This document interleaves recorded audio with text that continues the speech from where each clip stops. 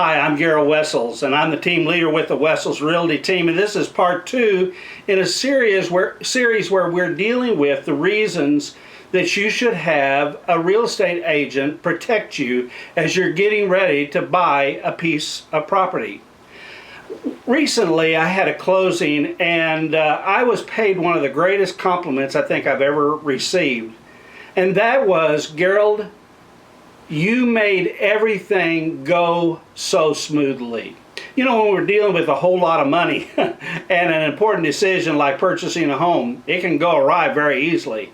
And so it was a great compliment to me that I assured him that everything was going to go smoothly.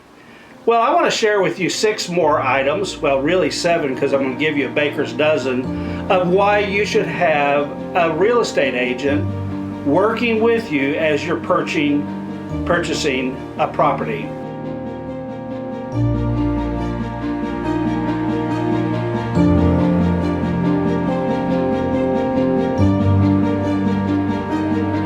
Well, number 7 is I read all contracts. Most of us use forms that have been worked out through years of experience. However, even those particular forms are updated about every 6 months. I'm surprised at how many people that often don't read the contracts that they're signing. The basic purchase and sale agreement is 6, 7, 8 pages long. Every one of those should be read and studied. So know what you're signing. Number 8, you need to know what stuff you can negotiate on and what you can't. A lot of times when we walk into a house, somebody will say, well, can I maybe purchase that item? Well, some things are easier to negotiate on than others, but that's part of what a good real estate agent's going to do for you. Another thing that you need to know as you look at these houses is you need to be aware of the different areas and the different kinds of inspections that need to be done. Is this house on septic? Does it have a proclivity towards termites? If it has a well on it, should a water test be done? If it's a stucco house, are we going to do a stucco test? All of those are the kinds of things that a real estate agent who's trying to protect their client should be advising them on every single deal that they look at. Now, something else that really amazes me, well, number 10 is to know what I call the levels of signatures and changes on a contract. Do you know that in the state of Georgia, you can write out an offer on a piece of property on a napkin and it's really legally binding? Now, most of us don't do that.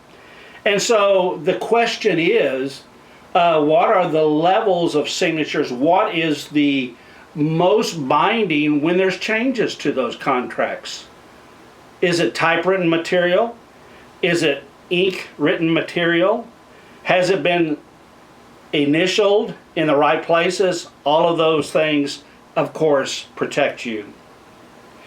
Number 11, and I tried to write this in a very politically correct way, I wrote it this way: I help moderate the timing of the process. And what I mean by the timing of the process is from the very beginning of the offer until we close.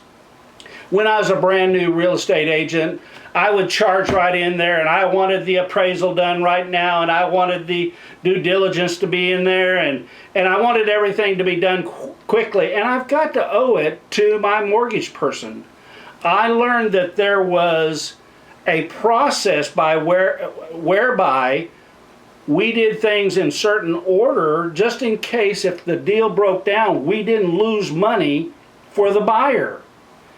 And so one of the main things that I do for my clients is I hurry when we need to hurry, and I slow up when we need to slow up, but I moderate the timing of the deal from the time we're looking at a house until we're finally closing. And that is an important service for whatever real estate agent you're using.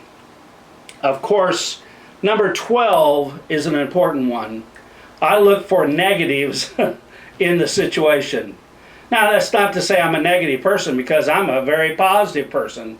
But sometimes there are things in different contracts, because not everybody uses approved contracts. There's things in contracts that might be detrimental to my client. In fact, just a couple years ago, there was something written into a contract where it would have cost my buyer another $10,000. And so just by simply reading that and understanding that it wasn't correct, I saved my client a whole lot of money. You need to have a real estate agent that is reading those contracts and looking for every jot and tittle that could be causing them problems in the future. And then finally, what is that extra item that I'm just going to share for you for free? Well, it's a very, very important one. And that is, I deal with a brokerage that has multi-levels of checks and balances. In other words, yes, I write the contract, I proof that contract. Of course, the agent on the other side is reading and proving the contract.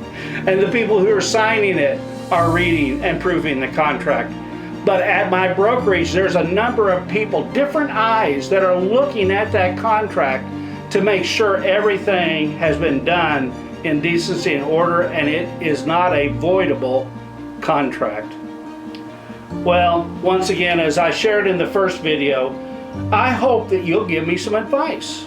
I hope that you will ask me some questions in the comments below about what are the things that are most important to you. What are the things that you want to see in that real estate agent that you have hired to be your buyer's agent? What should they be protecting you from? And note those below. I'm Gerald Wessels. I'm the team leader with the Wessels Realty team. I help people buy, sell, invest in residential and commercial real estate.